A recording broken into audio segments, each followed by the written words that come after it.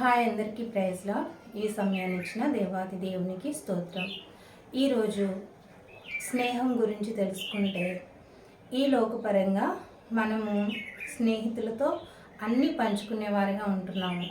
అంటే స్నేహితులు మనతో ఎలా ఉంటున్నారు, మనం స్నేహితులతో ఎలా ఉంటున్నాము అనేది మొదటిగా గమనించుకున్నట్లయితే, మరి ఈ లోకపరంగా మామూలుగా అందరూ స్నేహితులే అని కష్టం రాగానే వెళ్ళిపోయి ఇంకా నా స్నేహితులు అని చెప్పేసి మనం అన్నీ చెప్పుకునేవారుగా ఉంటే, ఆ కష్టాన్ని బట్టి మరి మనల్ని ఆదరించేవారిగా కాకుండా మనల్ని ఆ కష్టాన్ని బట్టి చిన్నచూపు చూసేవారిగా అనేకులు ఈ లోకంలో ఉంటున్నారు. మరి ఇటువంటి స్నేహితుల మధ్య ఇటువంటి ఈ లోకంలో మనము దేవుని బిడ్డలుగా, దేవుని ప్రేమ తెలిసిన బిడ్డలుగా మరి మనం ప్రతీది కూడా గమనించుకొని, మరి అది స్నేహం విషయంలోనే కానివ్వండి, ఏ విషయంలోనైనా కానివ్వండి, గమనించుకొని మనం ముందుకు నడిచినట్లయితే మనము మన నడవడిక అనేది మరి దేవుని మార్గంలో నడిచి మనం ఏరొకరికి మాదిరికరంగా ఉంటాము. మరి చాలామంది అంటారు, నేను దేవునితోనే స్నేహం చేస్తున్నానని. నిజమే, దేవుడితో అందరము స్నేహం చేస్తాము.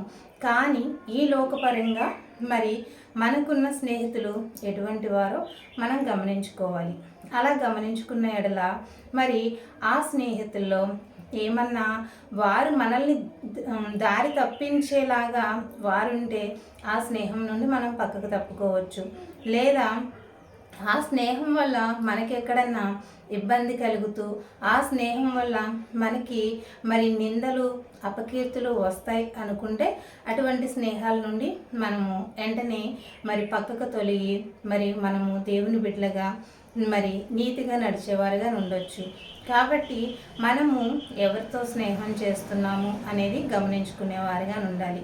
మరి పరిశుద్ధ గ్రంథం స్నేహం గురించి ఏం చెప్తుంది అంటే, మరి సామెతల గ్రంథం 17వ వచనంలో మరి నిజమైన స్నేహితుడు ఇడువక ప్రేమించును అని పరిశుద్ధ గ్రంథం సెలవిస్తుంది. మరి నిజమైన స్నేహితుడు ఇడువక ప్రేమించును. మరి ఇప్పుడున్న స్నేహాలు ఎలా ఉంటున్నాయి? మనకి కష్టం వచ్చినప్పుడు మనల్ని విడిచిపెట్టేవారిగా, మన దగ్గర డబ్బులు ఉన్నప్పుడు, మన దగ్గర కొన్ని గొప్పవి మనం కలిగి ఉన్నప్పుడు మన స్నేహితులు అనిపించుకునేవారిగా కొంతమంది ఈ లోకంలో స్నేహం చేస్తున్నారు. కాబట్టి గమనించుకొని మనము దేవుని బిడ్డలుగా మంచి స్నేహాన్ని మనం ఇతరుల దగ్గర నుండి ఆశించడమే కాదు, మనము కూడా ఇతరులతో స్నేహం చేసినప్పుడు మనము ఈనాటి నుండి అయినా మంచి స్నేహం కలిగి మరి సామెతల గ్రంథం 17వ అధ్యాయం 17వ వచనంలో నిజమైన స్నేహితుడు విడువక ప్రేమించును అని దేవుని వాక్యం ద్వారా సెలవిచ్చిన ఆ స్నేహం యొక్క వచనాన్ని మనం పట్టి మనం ఇతరులతో స్నేహం చేసేటప్పుడు కూడా మనము కూడా నిజమైన స్నేహం చేసేవారిగా నుండి ఇతరుల దగ్గర నుండి కూడా నిజమైన స్నేహం ఆశించేవారిగా ఉందాము. మరి అలాగే పరిశుద్ధ గ్రంథంలో అలా నిజమైన స్నేహం చేసిన వారు ఎవరన్నా ఉన్నారని మనం గమనిస్తే, మరి మనము ఒకసారి దావీదుని, యోనాతాన్ని జ్ఞాపకం చేసుకున్నట్లయితే నిజంగా వారి స్నేహం చూసినప్పుడు నాకు చాలా ఆనందంగా అనిపించింది. ఎందుకంటే దావీదు గొర్రెల కాపరి, మరి అలాగే యోనాతాను రాజకుమారుడు.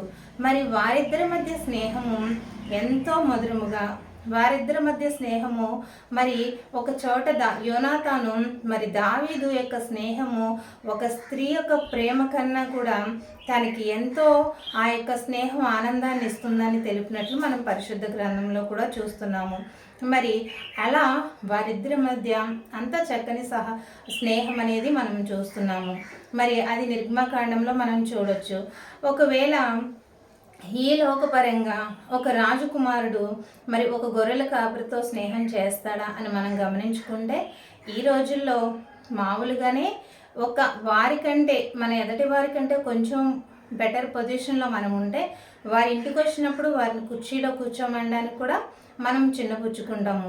వారిని కూర్చోమని చెప్పలేము, ఎందుకంటే మనము వారికంటే ఎక్కువ వాళ్ళము, వాళ్ళు మన ఇంటి దగ్గర కూర్చోవడం ఏంటి అటువంటి తలంపులతో అందరూ ఉండరు, మరి కొంతమంది ఉంటారు. కానీ మరి యోనాతాను రాజకుమారుడయ్యి మరి గొర్రెల కాపురు అయిన దావీదుతో చక్కని స్నేహం కలిగి వాళ్ళిద్దరూ కలిసి కూర్చొని భోంచేసినట్లుగా కూడా మనము నిర్గమకాండంలో చూస్తున్నాము. అలాగే మరి దావీదుని మరి యోనాతాను తండ్రి చంపాలనుకున్నప్పుడు మరి తన తండ్రికి దావీదు నిమిత్తము నచ్చ చెప్పేవాడిగా ఉన్నట్టుగా కూడా మనం పరిశుద్ధ గ్రంథంలో చూస్తున్నాము. అలాగే మరి దావీదుని జనులందరూ పొగిడి తన తండ్రిని మరి తక్కువగా పొగిడి మరి దావీదుని ఎక్కువగా పొగిడినప్పుడు మరి యోనాతాను ఎక్కడా కూడా నా తండ్రిని తక్కువ చేశాడు, నా తండ్రి రాజయ్యుండి ఒక గొర్రెల కాపరిని ఎక్కువగా పొగిడారు అని చెప్పి ఎక్కడా కూడా అసూయపడినట్లుగా చూడలేదు. మరి ఇంకా తన తండ్రికి దావీదు మన కోసమే కదా యుద్ధం చేసింది అని తన తండ్రికి నచ్చ చెప్పే ప్రయత్నం చేసినప్పుడు తన తండ్రి కోపంతో ఈటనిసిరినట్లుగా కూడా మనం పరిశుద్ధ గ్రంథంలో చూస్తున్నాము. మరి అంత గొప్ప మనసు కలిగి చక్కని సహవాసంతో దావీదుతో కలిసి మరి ఆయన స్నేహము, వారిద్దరి స్నేహాన్ని మనము చూసినట్లయితే నిర్గమాకాండం అంతా మరి వారి స్నేహం అంతా కూడా మనకి ఎంతో సంతోషంగాను, స్నేహం అంటే ఎక్కడ కూడా వయసుతో సంబంధం లేదు, కులము మతముతో సంబంధం లేదు, దేనితో ఆస్తి పాస్తులతో కూడా సంబంధం లేదు. స్నేహం అంటే మరి యోనాతాను దావీది అని నాకైతే అనిపించింది.